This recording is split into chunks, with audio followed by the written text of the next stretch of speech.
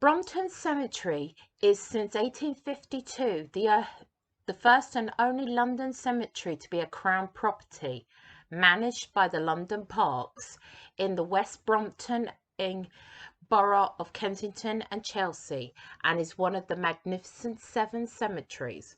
Established by the Act of Parliament and laid out in 1839, it opened in 1840.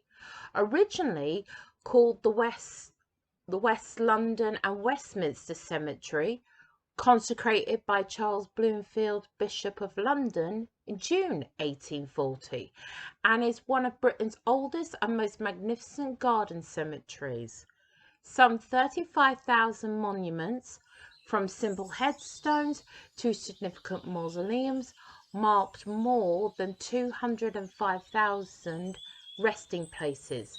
The site includes large plots for family mausoleums and communal graves where coffins are piled deep beneath the earth, and is also a small colosseum and secluded garden of remembrance at the north end for cremated ashes. The cemetery continues to be open for burials and is known as an urban haven for nature. In 2014, it was awarded the National Lottery grant to carry out essential restoration and develop a visitor centre, amongst other improvements. The restoration completed in 2018. Now, this beautiful grave that we have just approached, which has this bronze look to about it, is one of many famous graves in this cemetery, but was the only famous grave that I actually chose to visit at the time.